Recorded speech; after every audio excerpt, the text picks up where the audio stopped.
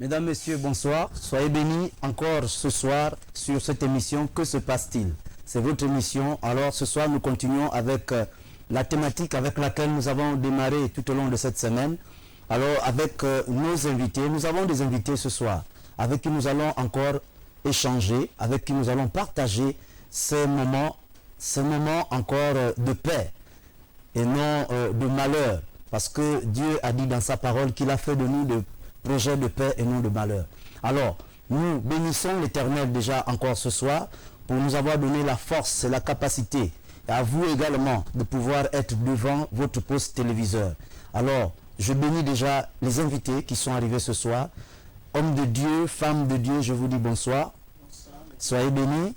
Amen. Alors, est-ce que vous pouvez vous présenter auprès des téléspectateurs qui nous regardent maintenant même? Avant que nous ne passions à, je n'annonce la thématique de ce soir. Il y en a qui savent déjà, qui le savent déjà, qui sont déjà informés. Alors, homme de Dieu à ma droite, à l'extrême droite déjà, je voudrais commencer, l'extrême droite. L'appel du Christ. Amen. Chers amis téléspectateurs, oui. Je suis le missionnaire Ngwan Camille, par la grâce de Dieu. Je suis le sacrificateur du Christ. Amen. Amen. Oui. À ma droite toujours. Shalom, peuple de Dieu. Et pour ceux avec qui nous ne sommes pas encore communiqués, acceptez même tardive, mais meilleurs vœux pour cette nouvelle année. Oui. Et bonnes conditions d'écoute chez vous. Soyez câblés sur la LVS TV, parce que tout de suite, nous aurons beaucoup de choses à débattre sur ce plateau de télévision. Amen. Alors, à ma gauche, nous avons...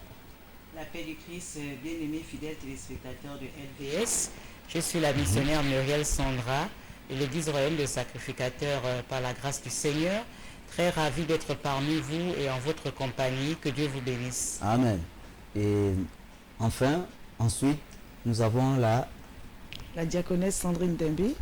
Contente de vous retrouver encore ce soir. J'espère que vous êtes tous très nombreux devant votre petit écran. Et je vous salue et je vous souhaite une bonne écoute depuis votre maison là-bas. Amen. Alors, soyez bénis, très chers téléspectateurs d'Elves TV, la voix du sacrificateur. Que se passe-t-il est votre émission. C'est l'émission de toutes les communautés chrétiennes, tous les hommes de Dieu, toutes les femmes de Dieu, de quelque assemblée que ce soit. Alors, tous ceux qui appartiennent au corps de Christ, cette émission vous est ouverte. Ce plateau vous est ouvert. Alors, ne vous dites pas que ce plateau est réservé à l'église royaume de sacrificateurs de Christ. Non, c'est une émission qui est ouverte à tous les hommes de Dieu.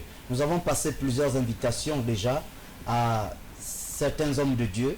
Il y en a qui tardent à venir pour venir prendre part à ce plateau, mais Dieu fera grâce. Alors, soyez bénis. Ce jour, nous parlons ce soir du sacrifice du sang. Le sacrifice du sang. Alors, de quel sang il s'agit ici? De quel sacrifice déjà il s'agit ici? Alors, homme de Dieu, évangéliste David, je voudrais déjà, nous voulons déjà situer certainement nos téléspectateurs. Le sacrifice, c'est quoi un sacrifice? Pour rappeler certainement à ceux-là qui nous prennent maintenant même. Bon, nous parlons d'un sacrifice. Pas du sang d'abord, mais un sacrifice. Voilà, nous parlons d'un sacrifice. Oui. Quand nous offrons à une divinité quelque chose qui est de nous, mais qui est très cher.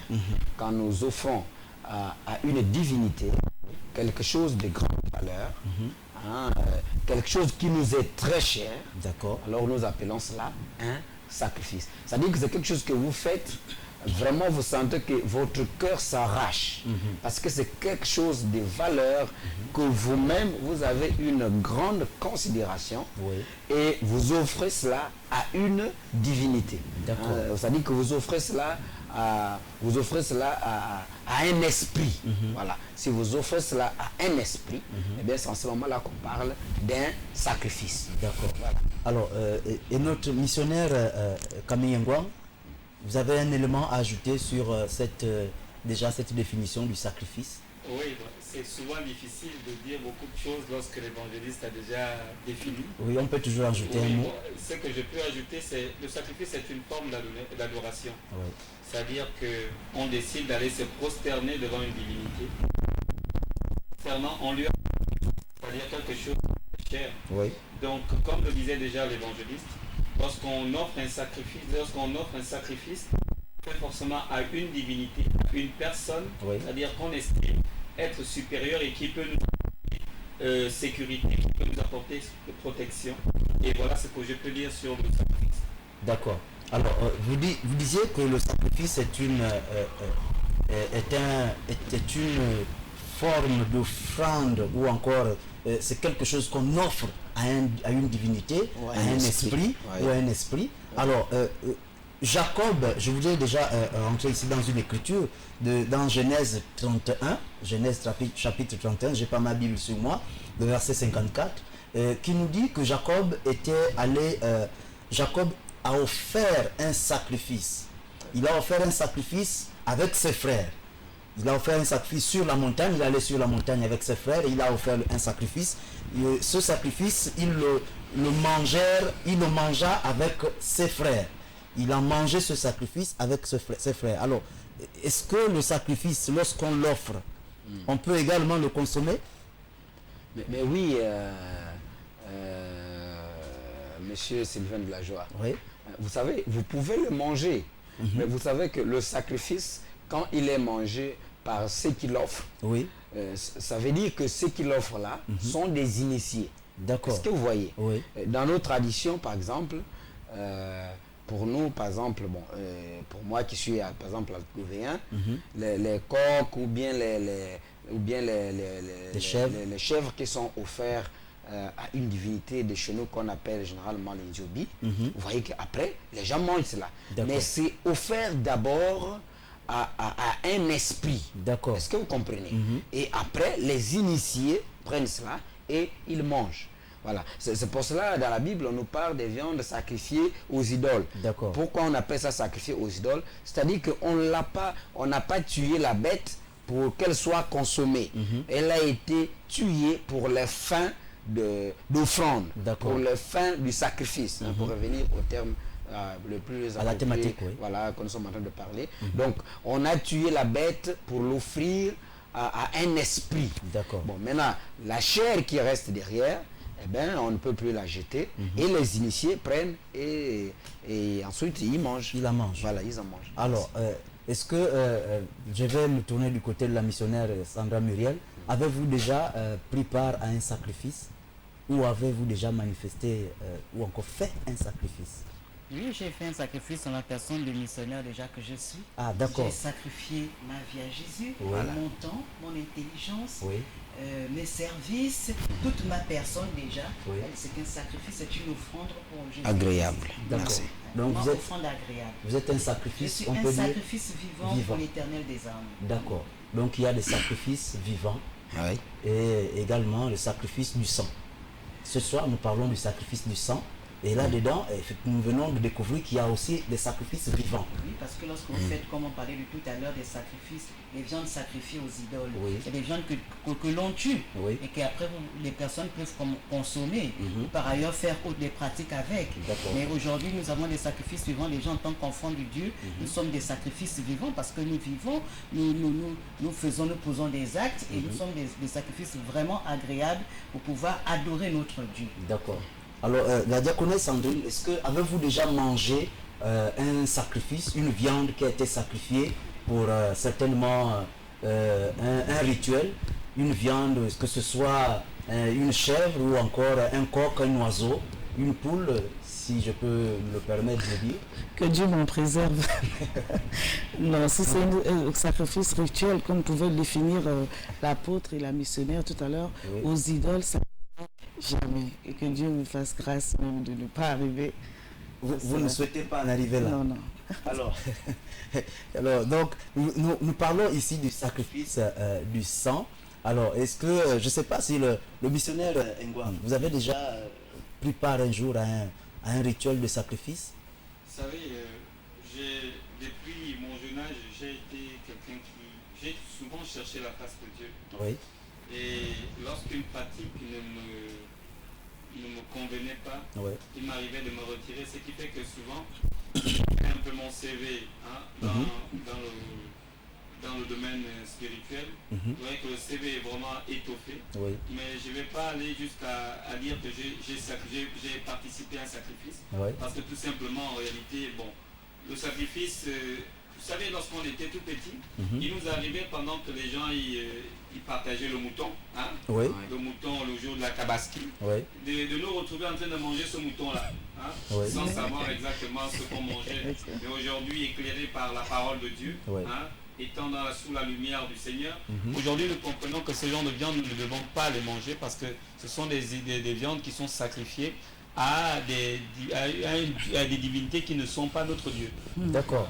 Alors, divinités qui ne sont pas votre Dieu, mais ceux-là qui certainement vous invitaient vous avez invité à ce repas-là, ne vous avait-il pas posé la question de savoir si vous étiez avec eux ou vous n'étiez pas avec eux? Vous savez, la différence avec certaines choses, c'est que dans la religion, je n'ai pas envie de citer une religion quelconque, mais Oui. lorsque on vous fait manger ce genre de choses, généralement, de façon innocente, on ne vous dit pas clairement ce que cela cache.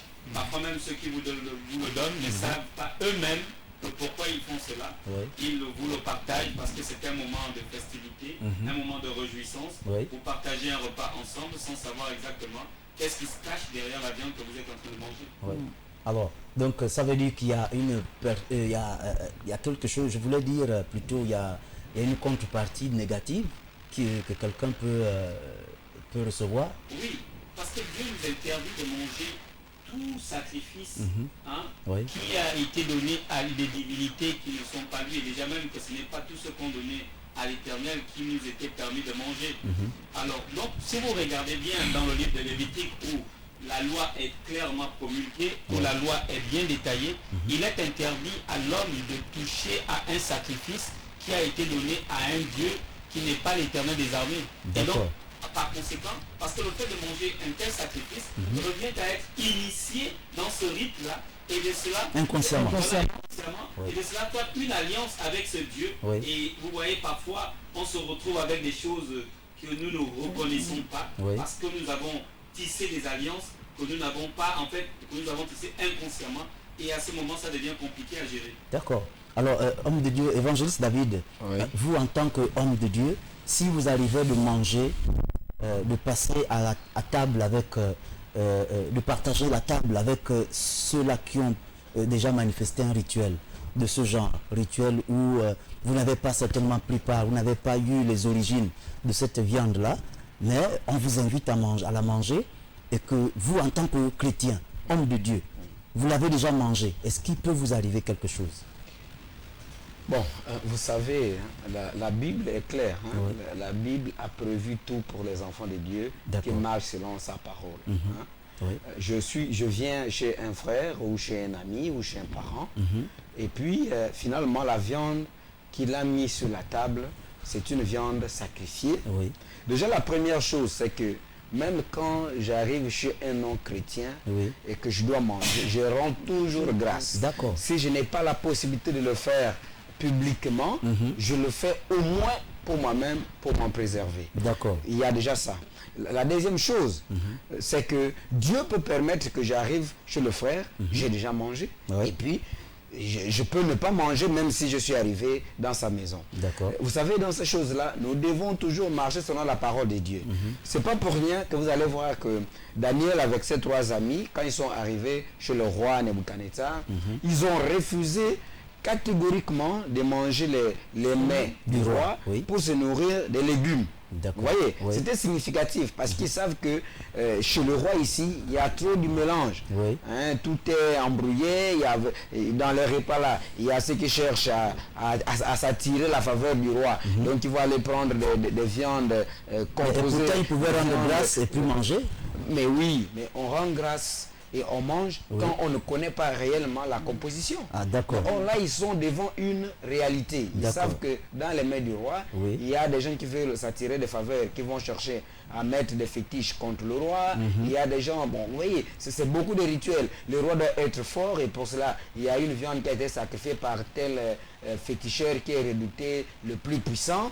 Et puis, donc c'est tout cela qu'on donne au roi. Hein, voilà. Quand vous voyez les rois, ils se mettent à parler et les gens se mettent à carreau là. Souvent, c'est toutes ces puissances démoniaques là qui les entourent. Et donc,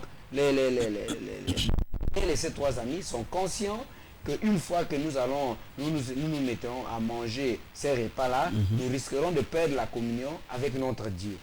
Conscients de la situation, ils ont décidé de ne manger que les légumes. Donc, je rends grâce quand je ne sais pas que dans ces repas-là, il y a des repas qui sont sacrifiés, il y a des viandes qui sont sacrifiées. Mais je ne mange pas quand je suis conscient que là, la viande qui est préparée là a été sacrifiée pour tel esprit ou bien pour telle divinité. Là, en ce moment-là, je ne rends plus grâce puisque je connais, je ne mange pas. D'accord. Voilà. Alors, quelle que soit la menace qui vous est réservée, en refusant de manger cette viande, vous ne mangez pas. Non, je ne mange pas. J'ai dit, je ne mange pas. Comme Daniel non, vous savez, nous devons apprendre à vivre selon ce que nous enseignons et selon ce que nous dit la parole de Dieu. D'accord. Sinon, on va poser des actes qui sont contraires à ce que nous-mêmes nous enseignons.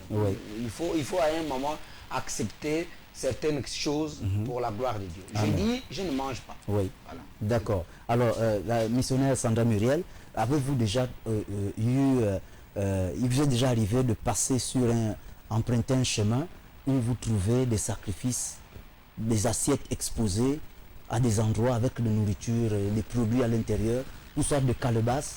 Quelle a été votre réaction certainement? Est-ce que ça vous est déjà arrivé une fois? Non, ça m'est pas déjà arrivé. Je rends grâce à Dieu déjà. Et si cela vous arrive? Et si cela m'arrivait, je sais, comme dit l'Éternel, qu'il compte son ange comme autour de ceux qui le craignent, il arrache les plus dangers. L'Éternel nous le dit. Ce qu'il faut faire, c'est que lorsque nous sommes devant ce genre de situation, il serait mieux seulement pour nous de lancer une prière. D'accord. De toutes les façons, la Bible nous dit que vous n'êtes pas redevable de la chair pour vivre encore dans l'esprit de servitude. Alors je sais que devant ce genre de choses, lorsque nous sommes déjà enseignés, nous savons que c'est des rituels. Et quelle est l'attitude qu'un chrétien doit avoir devant ce genre de choses? C'est de juste invoquer le sang de l'agneau. Parce que le sang de l'agneau a vaincu déjà la mort, le sang de l'agneau a vaincu toutes ces choses. Donc c'est de savoir que nous ne marchons pas seuls. Parce que dans la vallée de l'ombre de la mort, nous ne craignons aucun mal. Parce que Saoulette et son bâton nous rassurent. D'invoquer le sang de l'agneau, de dire que nous sommes intouchables. Ces choses-là ne nous concernent pas. Nous pouvons les annuler par le sang. Si c'était quelque chose, admettons que la personne avait prévu ça pour moi. Je sais que l'Éternel des armées est pour moi, il est avec moi. Il suffit d'invoquer le sang de Jésus, d'invoquer la présence de l'Éternel, et je n'ai pas peur de ces choses, et je sais que mon Éternel va me délivrer de ces choses. D'accord. Alors, Sandrine, s'il arrivait que vous en touchiez, parlant de ce que je venais de citer, une calebasse ou encore un mets qui est exposé quelque part, mais c'est en forme de sacrifice, ou encore une chèvre, si vous arrivez par hasard d'en toucher, vous avez touché par hasard, alors quelle sera votre réaction? Et que vous appreniez après que c'est un sacrifice.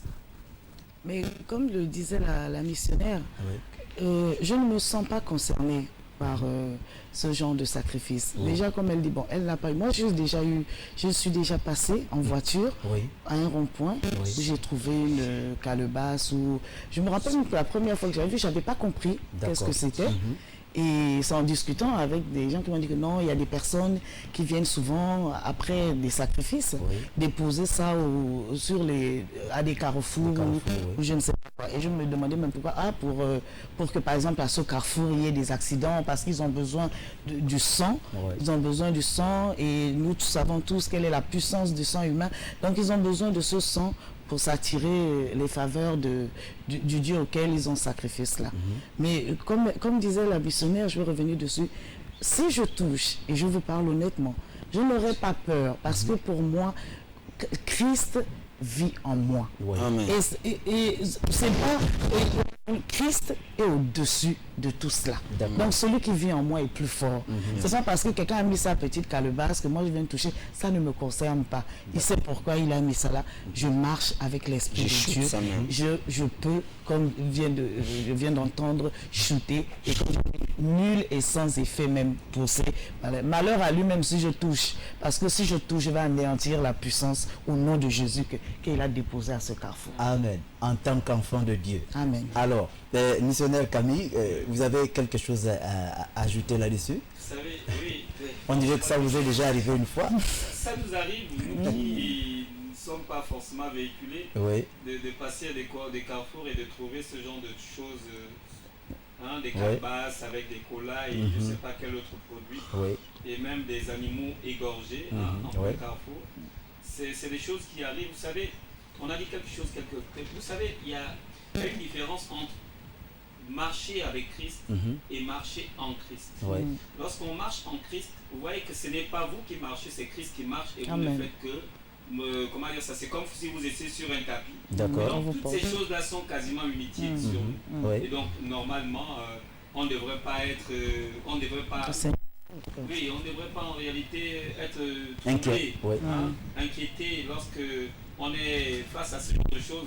L'évangéliste disait on shoot. Mais écoutez, c'est peut-être l'image qui me fait rire, mais vous comprenez tout de suite que c'est rien à côté d'un enfant de Dieu. Lorsque vous êtes en position d'intégrité avec Dieu, ces choses ne peuvent pas vous toucher. D'accord. Ça ne peut rien contre vous. Et la Bible dit que 1000 tombent à mon côté et 10 000 à ma droite, je ne serai pas atteint parce qu'il est avec nous. D'accord. Amen. Mais qu'est-ce qui fait qu'aujourd'hui, il y a des chrétiens qui ont encore peur, même ne fût-ce que d'un 1000 pattes ou encore un cafard? On dit c'est-à-dire il y a une panique générale. Un cafard ou des fourmis.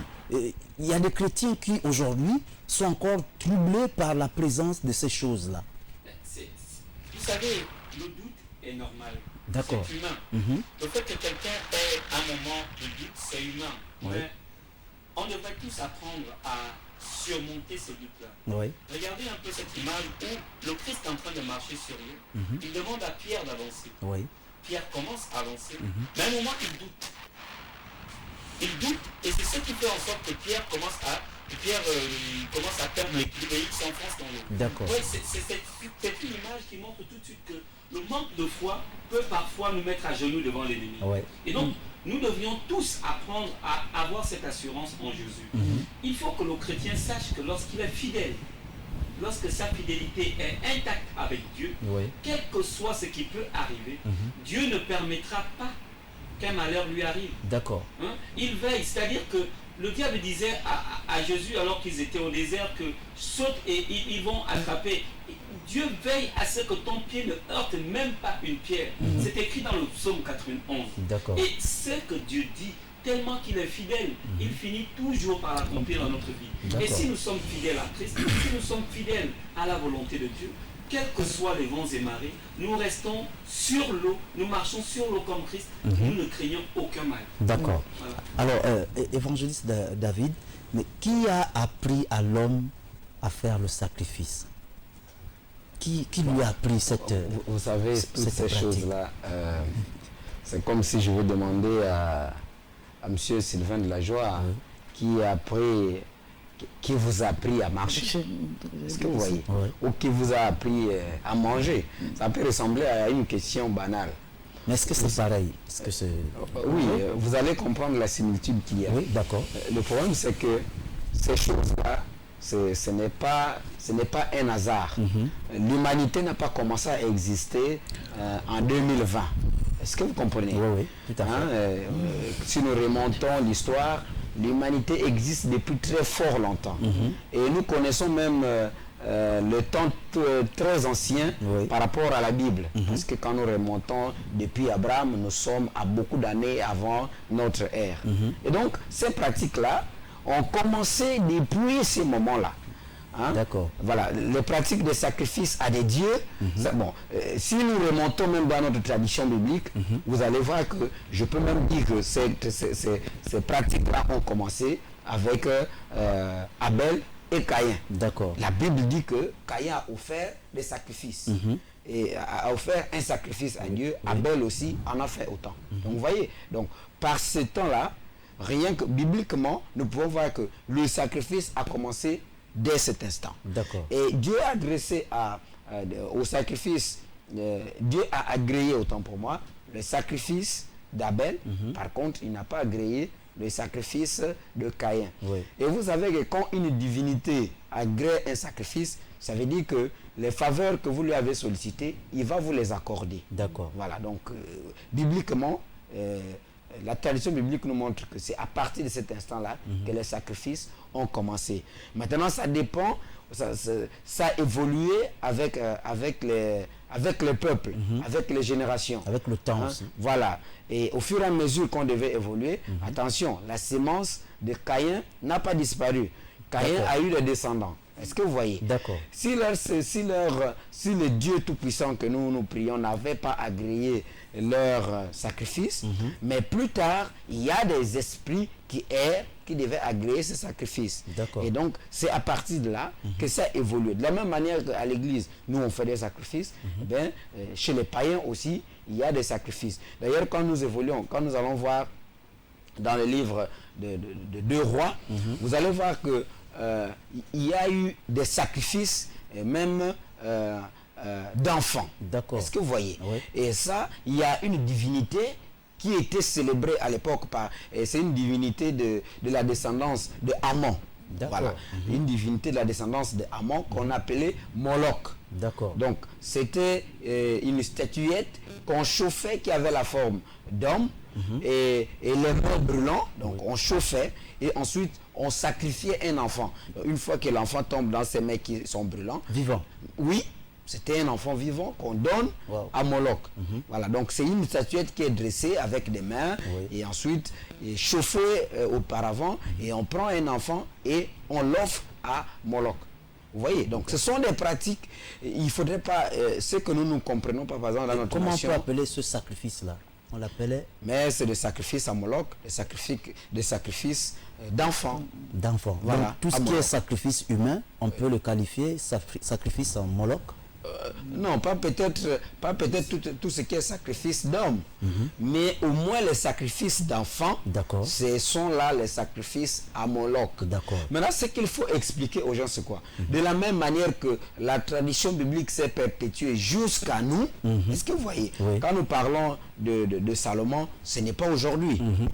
Quand nous parlons d'Abraham, de tous ces gens que nous citons dans la Bible, même dans le Nouveau Testament, ce n'est pas aujourd'hui. Ne serait-ce qu'au temps de Jésus, ça nous fait 2000 ans, sinon 2020 ans. Voilà. Donc vous voyez que c'est des traditions qui se sont perpétuées de génération en génération, de génération en génération, comme la tradition biblique aussi est arrivée jusqu'à nous. C'est comme cela, ces pratiques-là aussi, il y en a toujours qui les perpétuent de génération en génération pour qu'on arrive à observer cela jusqu'à ce jour. D'accord. Voilà. Oui, mais je voulais ajouter quelque chose. Oui, missionnaire Camille. L'évangéliste, excusez-moi de prendre la parole inopinément. Allez-y. C'est-à-dire, dans le texte de Genèse 3, au verset 21, l'Éternel de Dieu fit à Adam et à sa femme Ève des habits de peau, et il en revêtit. Dieu, ayant constaté le péché et la nudité de l'homme, prit le sang de la bête qui est en fait revêtu comme un sang pur, parce qu'il faut déjà, je pense que le révérend l'avait déjà souligné ici, que le sang des animaux est pur, celui des hommes est puissant.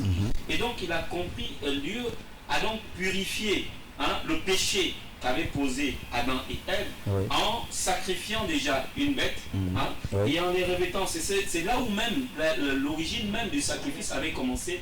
Il fallait donc essayer de calmer un petit peu le sang, la gravité de l'acte qui avait été posé. Malheureusement, le diable ayant constaté ce qui avait été fait, a tout simplement, comment dire ça, copié, mais de façon à ce que cela soit renversé. Et ce qui fait aujourd'hui qu'il a enseigné aux enfants de Dieu autre chose que ce que Dieu lui-même avait déjà posé. Il s'agissait de prendre le sang des bêtes afin de couvrir le péché parce que le sang des bêtes est pur. Mais il a tout simplement fait comprendre à l'homme qu'il pouvait boire le sang humain afin de doubler de puissance. Déjà même que à ce moment-là, les gens avaient compris même que prendre le sang à des enfants d'un certain âge pouvait raviver, redonner plus de vie. La Bible dit dans Lévitique 17, je vais me permettre de le lire, excusez-moi. Dans le livre de Lévitique 17, il est écrit, oui, Lévitique 17 au verset 11 et 14, je crois, il est écrit, car l'âme, son sang qui est en elle. C'est pourquoi j'ai dit aux enfants d'Israël, vous ne mangerez le sang d'aucune chair, car l'âme de toute chair, c'est son sang. Quiconque en mangera sera retranché. Il connaît très bien quel est le problème, en fait, la difficulté à l'homme d'obéir à Dieu. Alors il va donner un ordre contraire à ce que Dieu a donné, afin que les hommes puissent se détacher de la voie de Dieu et être en captivité. Vous voyez un peu, regardez l'histoire de Balaam et Balak. D'accord. Balak va demander au prophète de maudire le peuple d'Israël. Ce que le prophète ne va pas pouvoir faire parce que le peuple est béni. Mais comment il arrive à avoir ce peuple-là? Il va tout simplement leur demander de pécher. C'est le péché qui fait en sorte que Dieu puisse se retirer, que l'homme s'éloigne de Dieu. Et à ce moment, vous êtes à la merci de l'ennemi. Donc il va pousser, le diable va donc pousser les hommes dans cette voie-là, manger du sang parce que c'est répugnant aux yeux de Dieu. Et ce qui va faire que les hommes qui vont se retrouver de là se retrouvent enchaînés par le diable, et ça devient un peu difficile à s'en sortir. C'est un peu ça la perpétuité de ce rituel-là. Et on va aller plus loin. Vous allez voir que certaines églises, certains hommes de Dieu sont allés plus loin. Ils ont monté des armées dans le sens d'imposer la religion. Et tous ceux qui ne voulaient pas accepter la religion étaient brûlés en sacrifice à Dieu seul sait qui, au nom de Dieu. D'accord. Ils disaient cela au nom de Dieu. Est-ce vraiment au nom de Dieu? Ça encore, c'est la question. Et de quel Dieu d'abord? Et de quel Dieu d'ailleurs? alors, vous parliez tout à l'heure du jardin d'Éden. Adam et Ève, à qui Dieu a revêtu de la peau d'animal. Est-ce que le sacrifice fait à ce temps-là, est-ce que c'était pour revêtir le péché ou revêtir la nullité de ce couple? Mais vous savez, lorsqu'on parle de nullité, c'est un peu lorsque vous êtes égaré. D'accord. Lorsqu'on dit que vous êtes nu, ça veut dire en fait que vous êtes fourvoyé. Et donc Dieu avait compris que l'homme s'était fourvoyé. D'accord. Et donc c'est déjà un acte qui était l'ombre des choses à venir, parce que plus tard, il va demander aux hommes de sacrifier des bêtes afin de pouvoir couvrir les péchés. Lui-même, il l'avait déjà fait. Déjà, le sang versé servait à tout simplement couvrir l'acte qui avait été fait, même si c'était un processus irréversible. Et le fait de les couvrir, c'était tout simplement le fait que l'homme avait déjà tout simplement ouvert les yeux. Il fallait tout simplement cacher cette nudité. C'était le moyen de cacher l'acte posé par l'homme. D'accord. Alors, nous allons je crois que la technique nous fait signe. Nous allons marquer la pause dans quelques instants. Alors, missionnaire Sandra, Muriel, que pensez-vous déjà de ce premier acte de sacrifice fait depuis le jardin d'Éden, la première fois où le sang a coulé? Est-ce que c'était une manière de montrer à l'homme déjà qu'il faut faire le sacrifice du sang? Merci, monsieur Sylvain de la Joie. Ce qu'il faut reconnaître, et il faut revenir à la jeunesse, justement quand nos premiers parents ont péché, c'est que le sang va devenir une base de sauvetage et de libération. D'accord. Le sang n'a jamais été... C'est une initiation... Au sacrifice du sang? Non, le sacrifice du sang, tel que vous l'avez vu, ce n'était pas le sacrifice, ce n'était pas le sang humain qui a coulé. C'était le sang d'une bête que l'Éternel avait fait égorger pour justement prendre la peau de bête pour couvrir la nudité. Mais couvrir la nudité, pourquoi? Parce que le péché est né. Nos premiers parents, ça a été comme un sang humain. Oui. Vous savez qu'à ce moment-là, le poison, le sang humain est devenu impur. Bien que puissant, il est devenu impur. Donc Dieu va se servir du sang de l'animal qui est pur, mais qui n'est pas puissant, justement pour apaiser sa colère. Et à ce moment-là, rappelons que le plan de la rédemption a commencé. Parce que pour l'amour de Dieu pour son peuple a su que, comme on dit, le salaire du péché, c'est la mort, nous étions condamnés. Certainement, notre sort était déjà connu. Par ce péché, nous étions condamnés à la mort. Comme quoi, le péché avait comme causé une hémorragie. Et nous savons même que sur le plan médical, lorsque vous faites une hémorragie, si on ne l'arrête pas, c'est la mort. Donc le péché a un peu eu cet aspect au niveau de l'homme. Le péché a représenté pour Dieu une hémorragie. Et il s'est dit, s'il n'arrête pas cette hémorragie, le sort de l'homme est scellé. Mais après, momentanément, il va instruire les sacrifices en bête, de façon momentanée, justement pour couvrir le péché, pas pour l'effacer complètement, parce que c'était impossible. La puissance que Dieu voulait dans le sang n'était pas reconnue dans le sang d'un animal. Donc impossible de faire la rédemption avec le sang d'un animal. Donc dire que le sacrifice en sang qui a commencé, c'était pour apporter la mort, comme aujourd'hui on peut le penser, non. C'était même pas pour pouvoir effacer le péché, ça ne pouvait pas.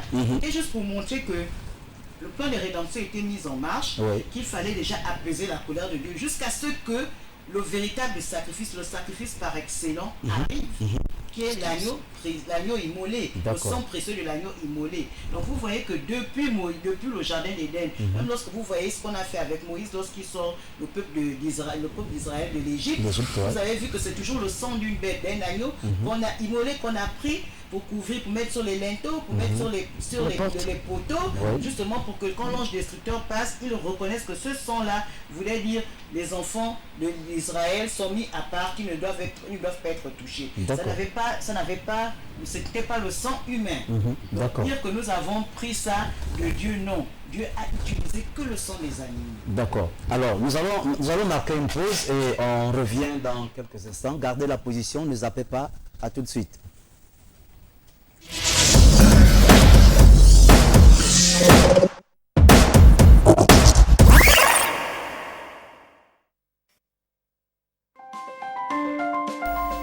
Vous êtes sur LVS. Vous êtes opérateur économique, entité religieuse ou particulier. Vous souhaitez faire promouvoir votre produit, votre société, votre environnement ou vos capacités. LVS est la télévision qu'il vous faut pour toutes vos publicités, annonces, messages et communiqués. Le meilleur impact de vos publicités promotionnelles ne peut se faire que chez nous. Pour nous contacter, c'est simple.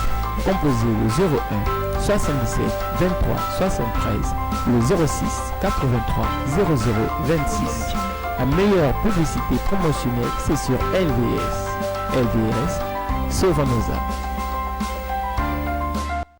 Gérée informatique, impression sur tout format, affiches, brochures, flyers, cartes, calendrier, posters sur tout support, papier, bois, PVC, verre, textile, vitrine, imprimerie, sublimation, infographie sur toute quantité de 0 à plus de 5000 exemplaires. Nos atouts nous classent dans la qualité et l'excellence. Pour vos commandes, nous sommes situés à Okala, en face de la station Petro Gabon. Infoline 01 45 43 62 07 82 15 53 06 48 10 11.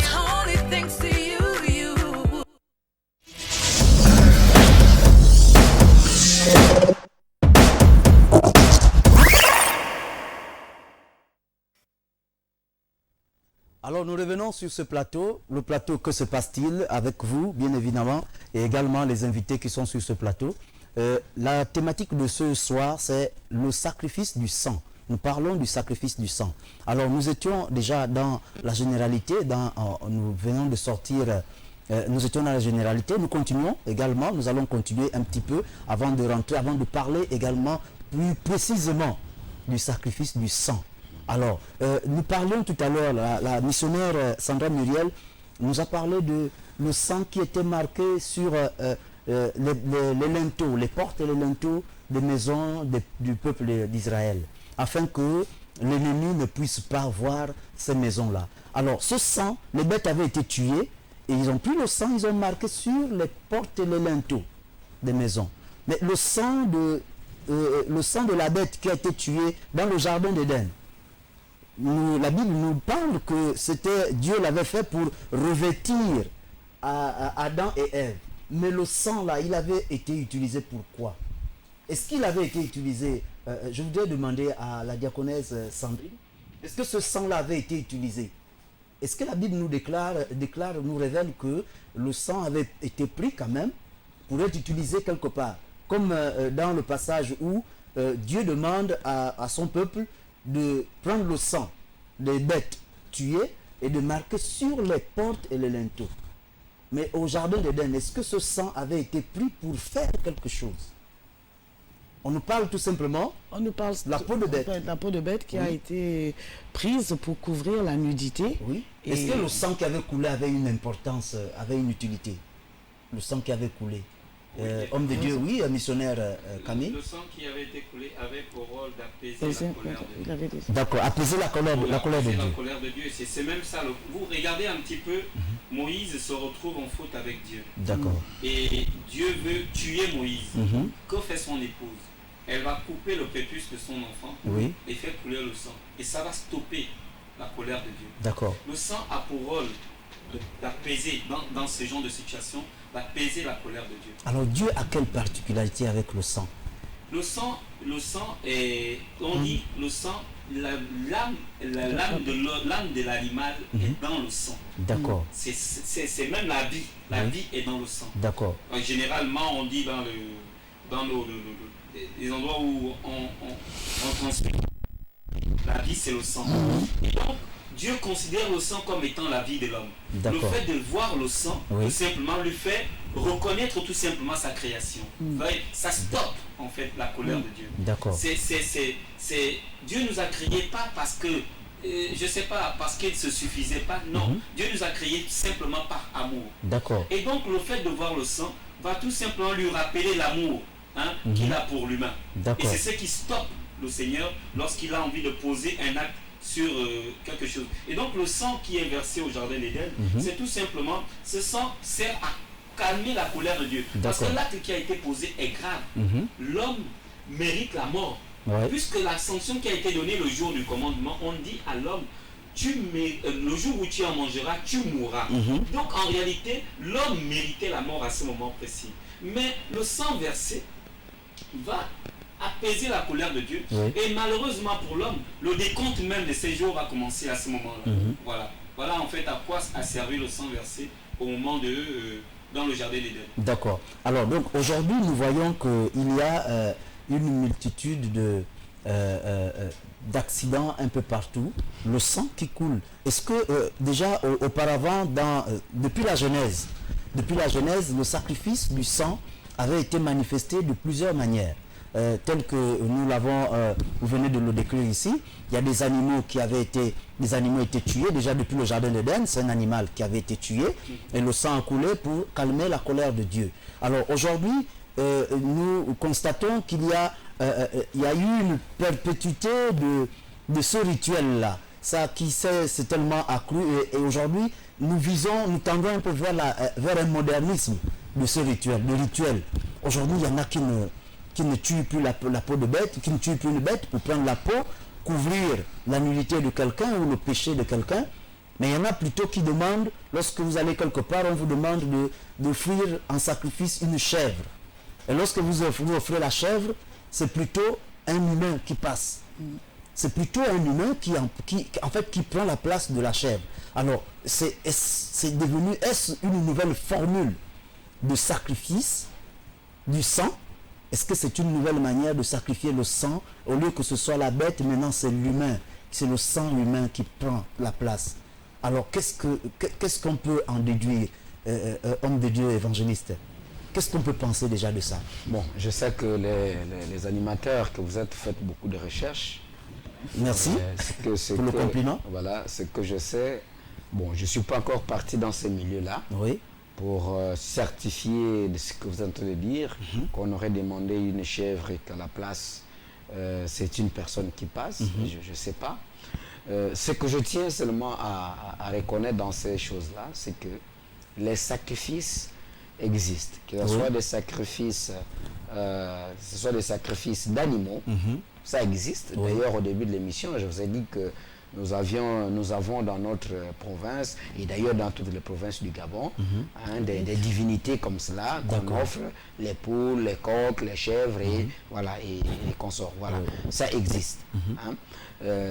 Mais quant au sacrifice du sang humain, je sais que ça existe, puisque je vous ai aussi parlé d'une divinité des temps très anciens qu'on appelait Moloch, par exemple, voilà, et qui prenait le sang, en fait, qui prenait vivant des enfants. Et vous voyez, ce sont des vous savez, et je vous ai dit que ce sont des choses qui ont tout simplement évolué de génération en génération. Il ne faut jamais penser que ça a disparu. D'accord. C'est pour cela, vous voyez, dans des familles où on accuse des sorciers, on dira que non, c'est un tel qui est sorcier.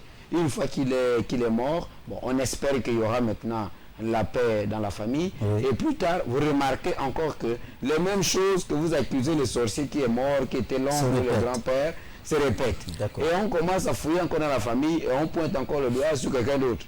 Et lui là aussi va mourir et la génération va changer. On va toujours trouver qu'on a nommé encore quelqu'un d'autre sorcier. On dirait que l'esprit n'est pas mort.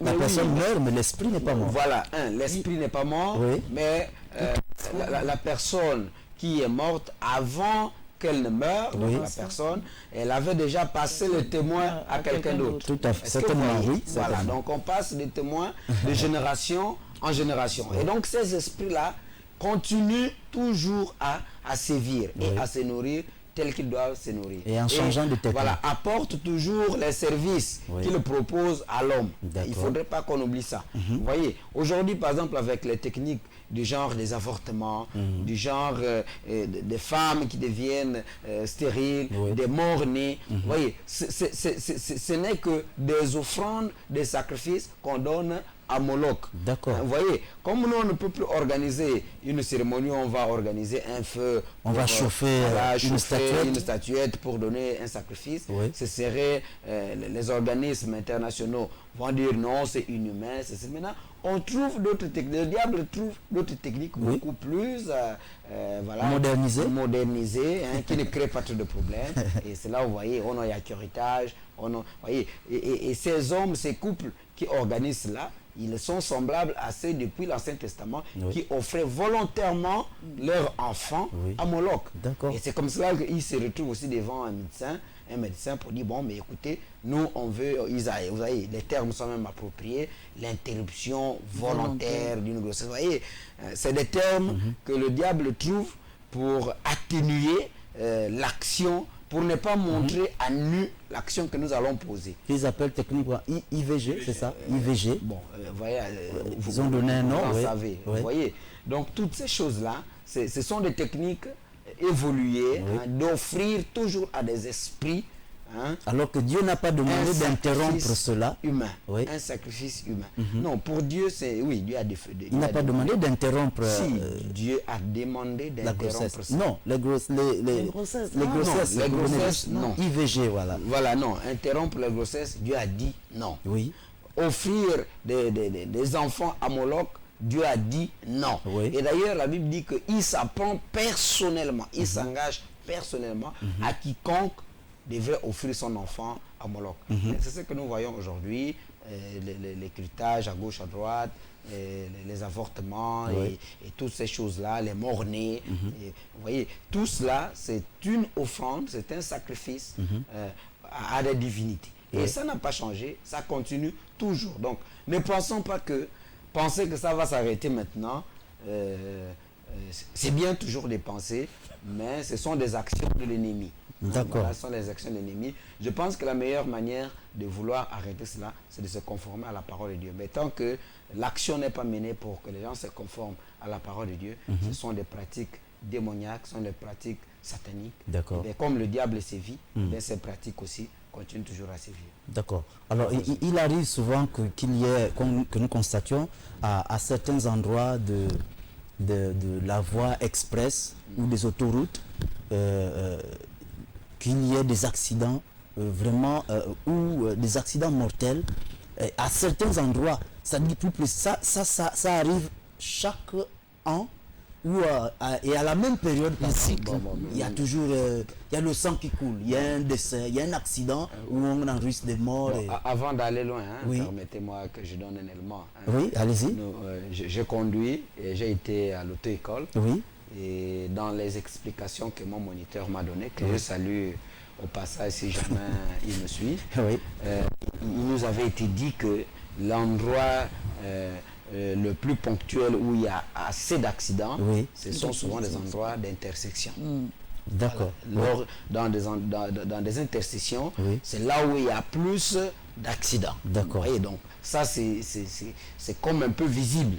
Celui-là vient par là, il doit traverser pour aller sur l'autre route. Et puis, bon, on ne se comprend pas, on est parti trop vite, on a brûlé un feu, et puis il y a l'accident. Donc, mais lorsque ça arrive maintenant, ça n'arrive plus à ces endroits-là. Je ne veux pas que ça soit sceptique, de penser que, bon, puisque de temps en temps, il y a des accidents à cet endroit-là, et bien, donc, les sacrifices se font par là. Non. Le diable, dans sa façon de procéder, peut organiser sa séance de sacrifice à n'importe quel endroit.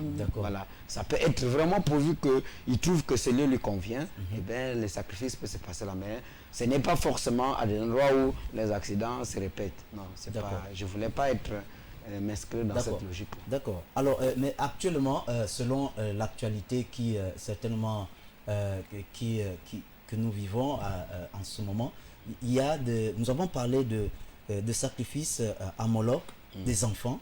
Et en ce qui concerne les enlèvements, ceux qui font les enlèvements par exemple d'enfants, est-ce pas à ce même Dieu-là, Moloch, à qui vont offrir ces enfants, ceux qui font les enlèvements en ce moment?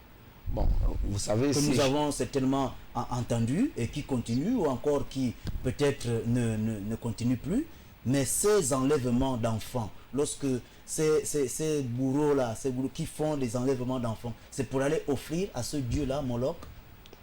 Bon, vous savez, nous sommes sur un plateau de télévision. Oui.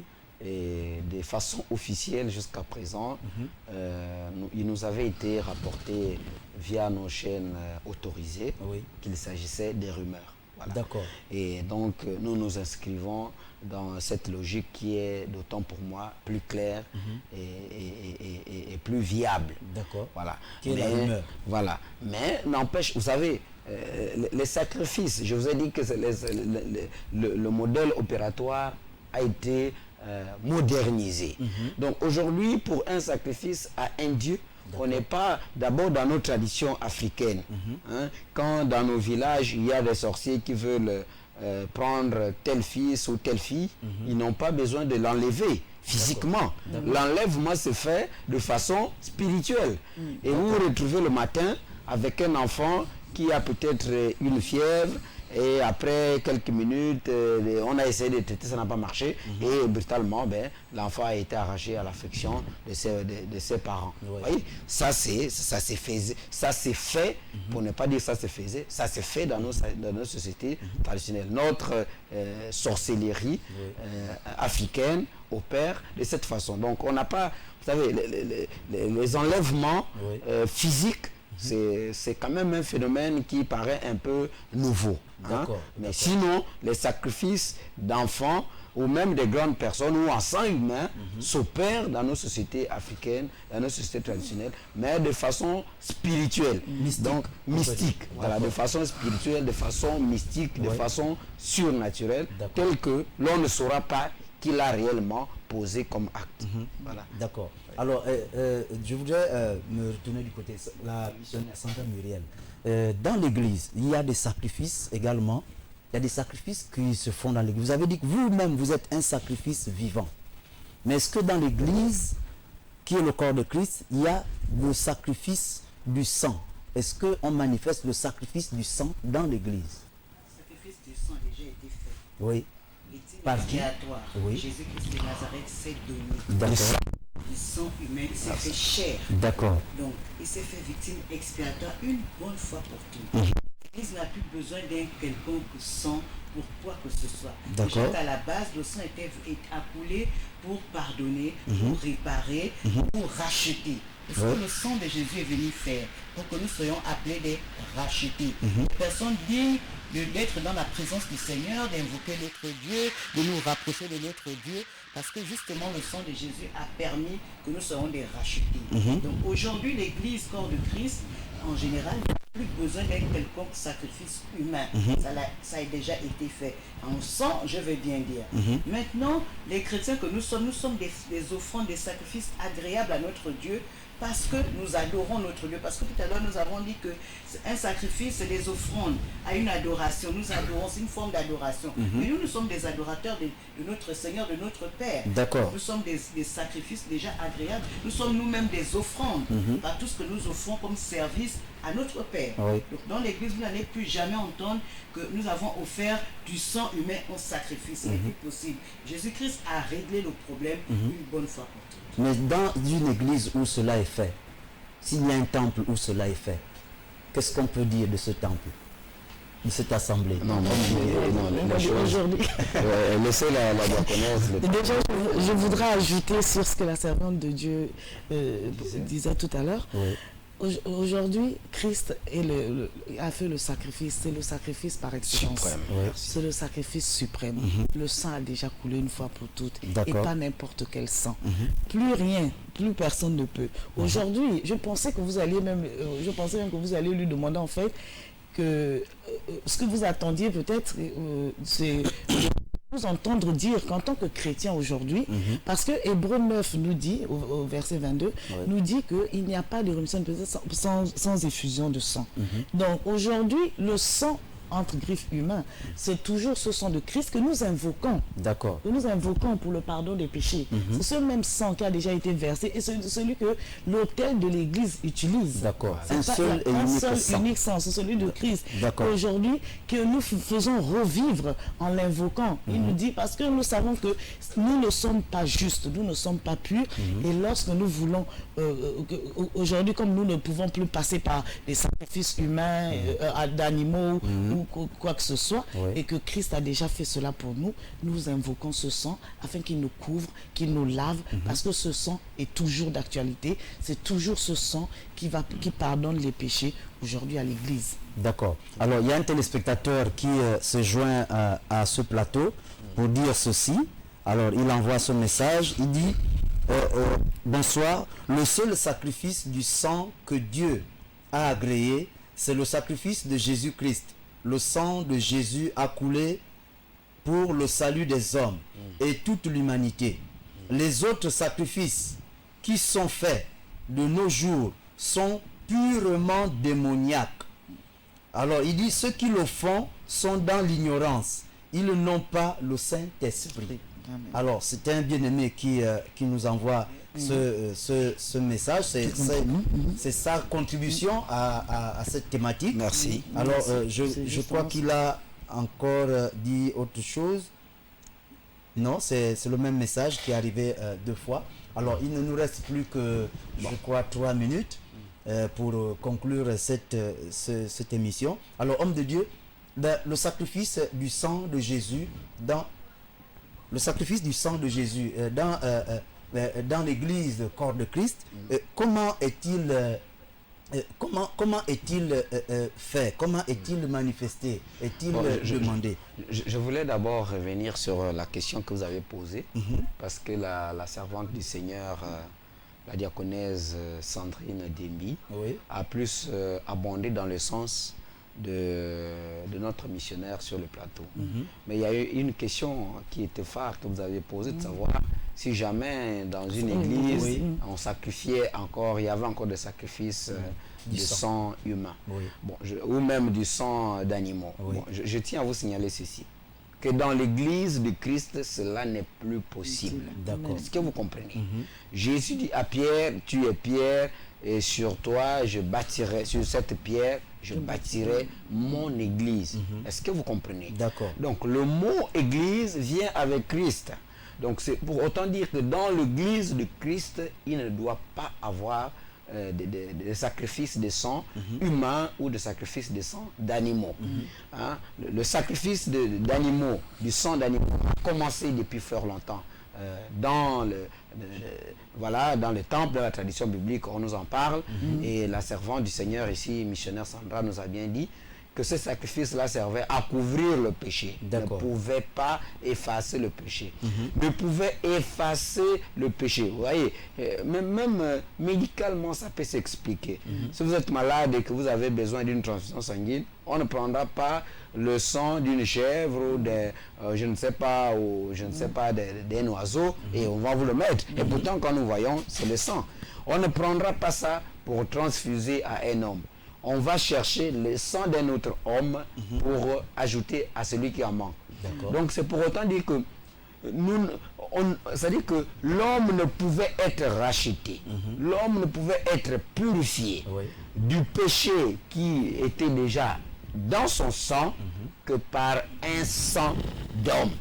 Et c'est pour cela que Jésus-Christ, qui est descendu, qui est Dieu et qui est descendu sous la forme humaine, a donné de son sang pour que dorénavant notre péché soit complètement et totalement effacé.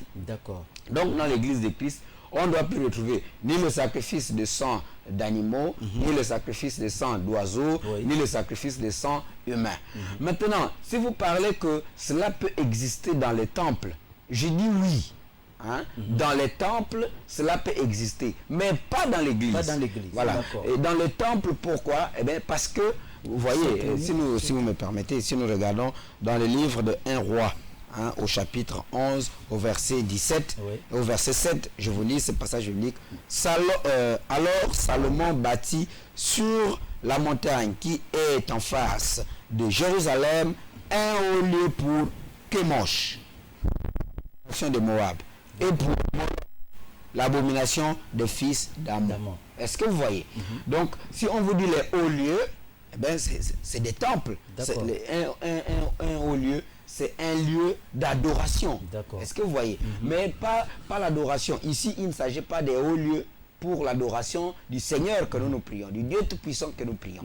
Mais il s'agit des hauts lieux pour l'adoration de ces dieux-là qu'on a cités. Voilà, des Kémosh, des Moloch. Est-ce que vous voyez? Donc ce sont des divinités qui ont aussi leur haut lieu, qui ont aussi leur autel, qui ont aussi leur temple.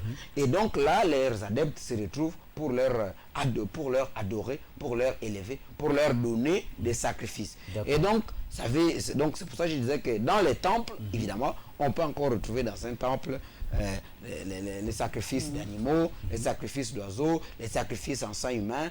Dans les temples, c'est là d'abord quand nous suivons les films, surtout les films de nos amis nigérians, nous voyons souvent que il y a des films mystiques où on montre qu'il y a eu un sacrifice humain. D'abord, même dans nos films gabonais, nous retrouvons cela beaucoup de fois.